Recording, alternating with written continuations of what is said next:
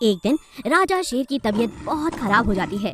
हर कोई राजा के लिए दुआएं करने लगता है। सभी जंगलों से बहुत मशहूर वैद्य बुलाए गए, मगर राजा की तबीयत ठीक ही नहीं हो रही थी।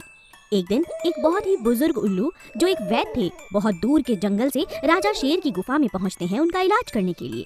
राजा शेर, आपकी हालत देखकर बहुत दुख हुआ। वैद्य उल्लू जैसे ही गुफा से बाहर आते हैं, रानी शेर उनके पीछे पीछे आती हैं और पूछती हैं, वैद्य जी कुछ बताइए ना, मेरे पति कब तक ठीक होंगे? महारानी जी, राजा शेर का ये अंतिम समय है। अगर कोई चीज उन्हें बचा सकती है तो वो मात्र एक है। क्या है वो? वो जो सामने आप पहाड़ी देख रही है ना, वहाँ पर एक बहुत सुंदर एक ऐसा पेड़ है जो सेब का है, मगर सेब का होने के बावजूद भी उसमें साल में बस एक ही सेब आता है, जो एक जादुई सेब है। अगर राजा जी को वो सेब खिला दिया जाए तो ये फिर से पुनः बिल्कुल सही हो जाएंगे। मगर याद रहे कि वो जादुई सेब आधी रात को ही लेकर आया जा सकता है, और जो भी उसे लाएगा उसे सुबह होने से पहले पहले राजा शेर को खिलाना है। मगर ये काम कौन करेगा? रानी शेर माँ बनने वाली थी, इसीलिए वो इतना लंबा सफर तय नहीं कर सकती थी। वो रोने लगती है। लगता है महाराज अब हमें सच में छोड़कर चले जाएंगे। रानी की ये बात सुनकर उनका दरबान गधा रानी से कहता है, बुरा ना माने रानी, तो मैं एक बात कहना चाहता हूँ। कहो। आप मुझे मेरी ईमानदारी दिखाने का एक मौका दें। मुझे रात में चलने की बहुत आदत है। मैं उस पहाड़ी पर जरूर जाऊंगा। महाराज के लिए जादुई सेब सुबह से पहले लाकर दिखाऊंगा। महारानी, ये तुम क्या कह रहे हो? पूरा जंगल तुम्हें मूर्ख कहता है। दरबान से ज्यादा कोई काम तुम कर नहीं पाते, और तुम चाहते हो कि मैं इतनी बड़ी जिम्मेदारी तुम्हें दे दूं?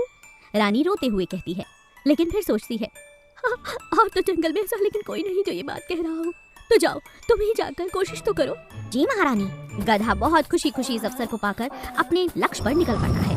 सारी रात सफर करने के बाद आधी रात को जब वो पेड़ के पास पहाड़ी पर पहुंचता है, उसे बहुत दूर एक सेब नजर आता है, लेकिन सेब तक पहुंचना उसके लिए नामुमकिन था। उसे समझ नहीं आया कि अब वो क्या करे। उसने वहां बैठकर भगवान की आराधना की और पेड़ को हिलाना शुरू कर दिया। अचानक पेड़ हिलते हिलते सेब नीचे आकर गिर गया। गधा बहुत खुश था। गधे ने तुरंत सेब को उठाया और राजा शेर की गुफा तक पहुँच गया। यह देखकर रानी बहुत खुश थी। रानी ने सेब राजा को खिला दिया। सुबह होने से पहले पहले राजा शेर की तबीयत एकदम सही हो गई। राजा शेर को जब होश आया तो रानी शेर ने उन्हें सारी बात बताई। तब राजा शेर ने गधे से कहा, आज से ये गधा इस पूरे जंगल का सबसे समझदार जानवर बन जाएगा। अगर किसी ने इसे मूर्ख कहा तो उसे दंड दूंगा, दंड। गधा बहुत खुश हो जाता है। पूरा जंगल फिर से राजा संभाल लेता है और एक बार फिर से अपना जीवन खुशी खुशी जीने लगता है। प्यारे बच्चों, सब्सक्राइब वाले बटन पर क्लिक करके हमारे दोस्त बन जाओ ऐसे ही मजेदार कार्टून की वीडियोस देखने के लिए। मुर्गी का लकड़ी का घर। रघु नाम का एक ग्वाला था। उसके पास गाय, भैंस, बकरियां तो थी ही, साथ ही साथ मुर्गियां भी पालता था। उसके पास इतने सारे पशु थे कि उनका ख्याल रखने में उसका सारा दिन बीत जाता था। मुर्गियां इतनी ज्यादा थी कि रोज रोज उन्हें गिनना रघु की बस की बात ही नहीं थी। उन्हीं में एक बहुत ही चालाक और चतुर मुर्गी थी। रघु हर रोज एक मुर्गी को बेच दिया करता था। जैसे ही कोई व्यापारी मुर्गी खरीदने के लिए आता तो चतुर मुर्गी कहीं ना कहीं जाकर छिप जाया करती थी। ऐसा करते करते कई दिन, कई महीने निकल गए। धीरे धीरे उसने लकड़ियां इकट्ठा करके कोने में एक छोटा सा लकड़ी का घर भी बना लिया था, जहाँ वो सुबह और शाम छुप कर रहा करता। ये अच्छा जीवन है। खाओ पियो मजे करो और सुबह शाम अपने लकड़ी के मजेदार घर में आके आराम करो। ये हुई ना बात, अब करती हूँ मजे। रघु गया किसी और मुर्गी को बेचने। लेकिन एक दिन उसने देखा कि बहुत सारी मुर्गियाँ अलग नजर आ रही हैं और एक मुर्गी को अलग ही नजर आ रही है। अरे, ये मुर्गी अलग ही नजर आ रही है। लगता है कई दिनों से इसका नंबर नहीं आया। अब इसे बेच ही देता हूँ। अगले ही दिन जब व्यापारी आया तो चतुर मुर्गी की चालाकी नाकामयाब हो गई। उसने उसे लकड़ी के घर में देख लिया। लगता है रघु ने मुझे देख लिया है। अब मैं क्या करूं? मगर अब छुपने की कोई जगह बची नहीं है। हाय रे मेरा मोटापा, इसने तो सारी पोल खोल दी। अच्छा, तो ये बात है।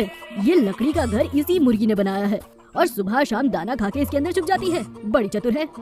मगर बच के रहना, अब अगला नंबर मुर्गी तेरा ही है। और रघु ने उसे बाहर निकालकर व्यापारी को बेच दिया। बेचारी मुर्गी काफी समय तक तो अपनी जान बचाती रही, लेकिन लकड़ी के घर ने उसकी जान तो बचाई, मगर हमेशा हमेशा के लिए उसे अब दूर भी करना बहुत जरूरी हो गया था, क्योंकि लकड़ी के घर में रहना अब उसके बस की बात नहीं थी, क्योंकि अब रघु ने जो उसे देख लिया था। हे भगवान, रघु ने मेरे सारी चीजों पर पानी फेर दिया। अब इस व्यापारी के साथ इसके घर जाना होगा। सोचती हूँ वहाँ चलकर एक और लकड़ी का नया घर बना लूंगी और अपना नया बसेरा तैयार कर लूंगी। और इस तरह मुर्गी अपने नए घर की तरफ व्यापारी के साथ चल पड़ती है।